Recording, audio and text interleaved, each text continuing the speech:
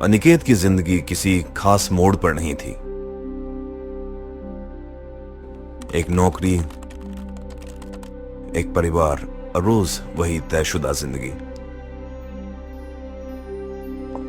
सुबह उठना, काम पर जाना और रात को थक कर सो जाना। आज फिर देर हो जाएगी क्या? हाँ, आज थोड़ा काम ज्यादा है। हर दिन यही बोलते हो। थोड़ा अपना भी ध्यान रखा करो।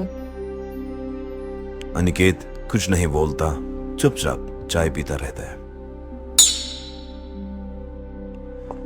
अनिकेत बाहर से शांत दिखता था, लेकिन अंदर कई सवाल और कई अधूरे गुस्से उसे हर दिन थोड़ा थोड़ा तोड़ रहे थे।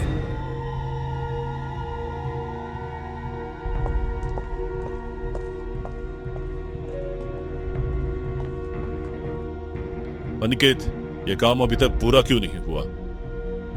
सर, मैंने कल ही। बहाने मत बनाओ, आज मुझे ये काम पूरा चाहिए। यह पहली बार नहीं था जब अनिकेत को अपनी बात बीच में ही रोकनी पड़ी हो।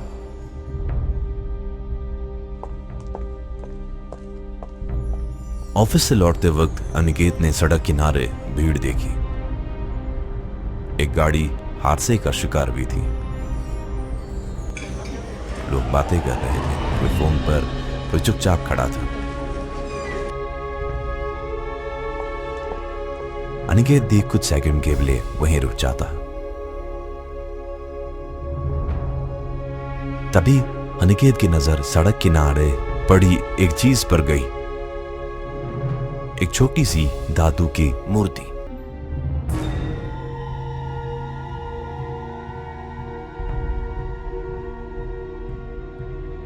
मूर्ति बहुत बड़ी नहीं थी, ना ज्यादा सजी हुई, ना ही कोई चमकदार, लेकिन उसकी आंखें।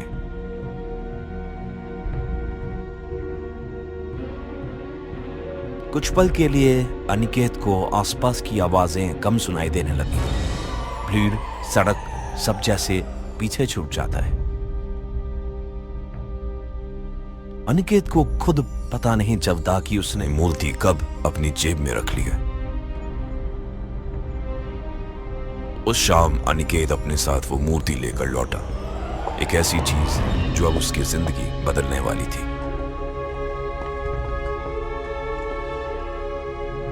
अनिकेत उस मूर्ति को घर तो ले आया, लेकिन उसे खुद नहीं पता था क्यों। वो किसी भगवान की मूर्ति नहीं थी। अनिकेत ने उसके बारे में ज्यादा नहीं सोचा, बस उसे अपने कमरे में एक तरफ ऐसे ही रख दिया।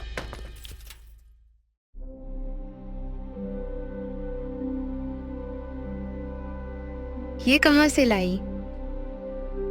ऐसे ही अच्छी लगी।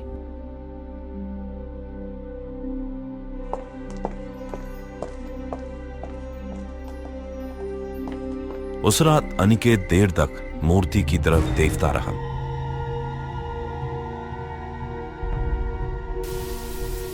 उसे लगा जैसे कमरे की हवा थोड़ी भारी हो गई है, लेकिन उसने इसे बस एक ख्याल समझकर लाइट बंद कर दी।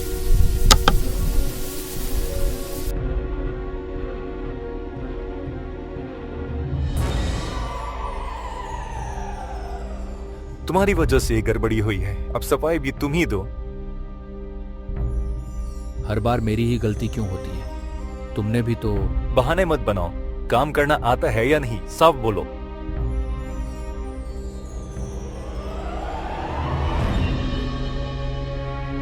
यह कोई बहुत बड़ी लड़ाई नहीं थी, लेकिन कुछ बातें दिल में अक्सर गहरी छुप जाती हैं।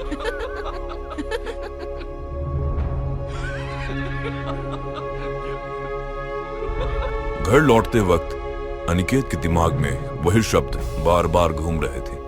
उसे गुस्सा था और उससे भी ज्यादा बेइज्जती का एहसास।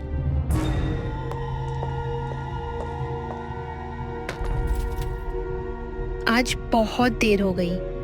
सब ठीक है? ऑफिस में दिमाग खराब कर दिया। इतना गुस्सा आ रहा था कि मन कर रहा था उसे जान से मार दूं। ये कैसी बातें कर रहे हो? कभी कभी गुस्से में कही गई बातें सिर्फ शब्द नहीं होती, कभी कभी कोई उन्हें सुन भी लेता है।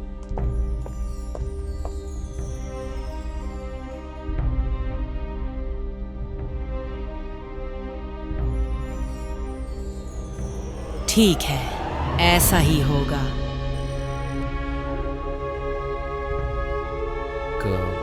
कौन है?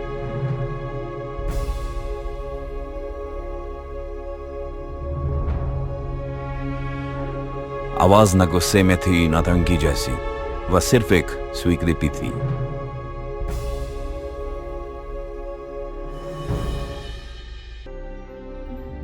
उस रात अनिकेत को नींद जल्दी आ गई, लेकिन सोने से पहले वह देर तक मूर्ति की तरफ देखता रहा,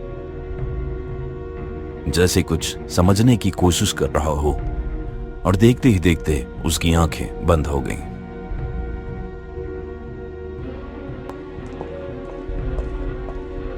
अरे सुना, कल वाला आदमी ऑफिस आने से पहले ही मर गया। कैसे? पता नहीं, कह रहे हैं उसे उल्टी होने लगी थी अचानक सुबह।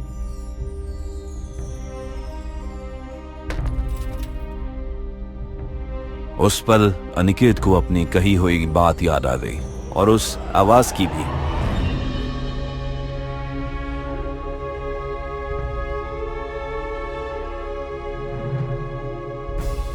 क्या ये इत्तेफाक था? लेकिन खामोशी भी कभी कभी बहुत कुछ कह जाती है।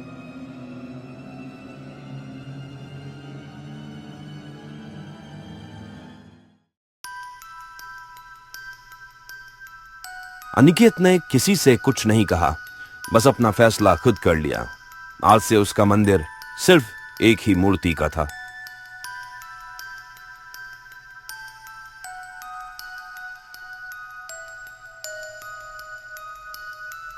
अब पूजा अनिकेत के लिए श्रद्धा नहीं रही थी, यह एक जरूरत बन चुकी थी। रोज एक ही तरह, बिना सवाल किए।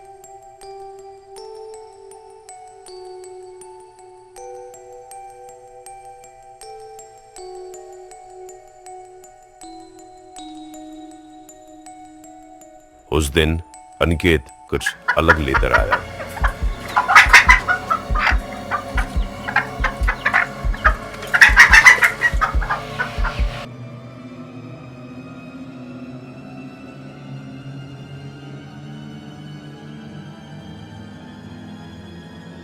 उस रात घर में बहुत शांति थी। अगली सुबह लोग आपस में बात कर रहे थे ऑफिस में। अरे जिसका नाम कल चर्चा में था, आज उसका ट्रांसफर हो गया अचानक से। अब अनिकेत हैरान नहीं होता था। शक्ति धीरे धीरे सीमाएं तोड़ती है।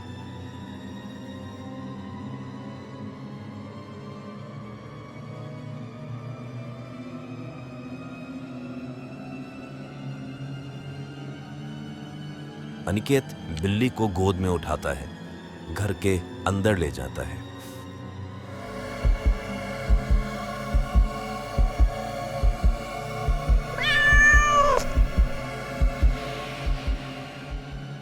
उस रात अनिकेत को नींद बहुत अच्छी आई।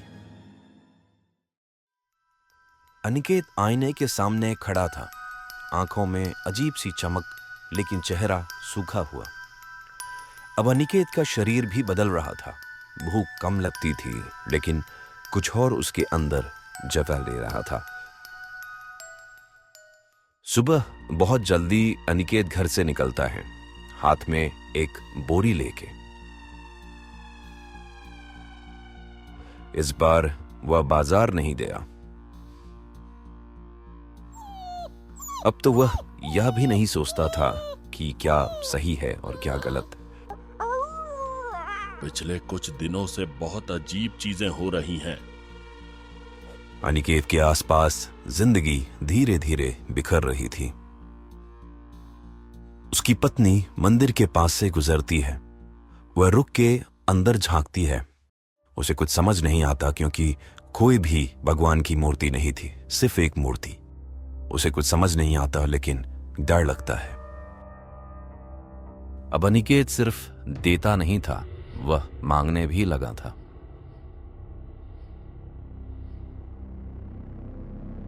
और धीरे धीरे उसकी मांग बढ़ने लगी थी। जहां बलि रोज की बात बन जाए, वहां इंसान खुद अगली बलि बन जाता है। अब तक अनिकेत जानवरों की बलि देता आ रहा था। उसे लग रहा था यही काफी है, लेकिन उस रात मंदिर की खामोशी अलग थी। ये सब बहुत हो गया। मुझे अब जानवरों की नहीं, इंसानों की बलि चाहिए। नहीं, ये नहीं हो सकता। मैं ऐसा नहीं कर सकता। तो फिर मुझे तुम्हारी या तुम्हारे घर में किसी की जान लेनी पड़ेगी।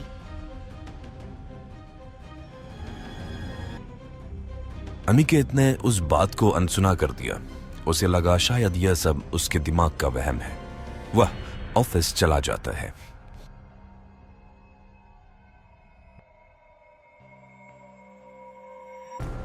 अनिकेत, जल्दी आओ, तुम्हारी पत्नी सीढ़ियों से गिर गई है। जब तक अनिकेत घर पहुंचा, बहुत देर हो चुकी थी। उसकी पत्नी मर चुकी थी। अब अनिकेत को सब समझ आ गया था। मूर्ति ने वही किया था जो उसने कहा था, और अब वो और बलि चाहती थी। अनिकेत ने फैसला किया कि अब यह मूर्ति उसके घर में नहीं रहनी चाहिए।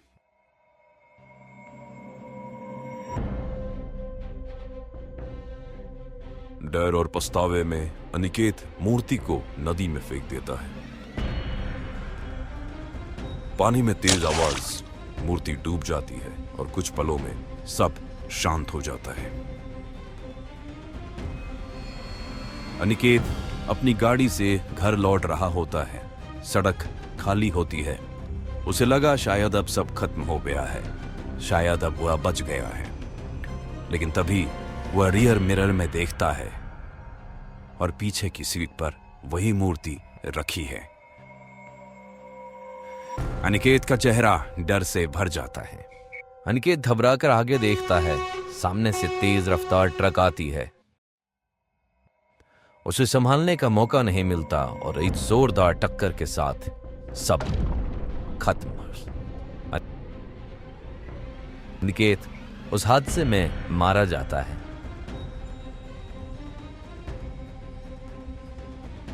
मूर्ति अभी भी सही सलामत पड़ी रहती है। भीड़ में एक आदमी मूर्ति को देखता है और उसे उठा लेता है। कुछ चीजें कभी खत्म नहीं होती, बस एक घर से निकलकर दूसरे घर चली जाती है। अगर आपको ये डरावनी कहानी पसंद आई हो तो इसे लाइक करना न भूलें और अपने दोस्तों के साथ शेयर जरूर करें। और अगर आप ऐसी ही और भी अनोखी और सच्ची डरावनी कहानियां सुनना चाहते हैं तो हमारे चैनल को सब्सक्राइब कीजिएगा। आपके एक लाइक और सब्सक्राइब से हमें और भी कहानियां लाने की हिम्मत मिलती है।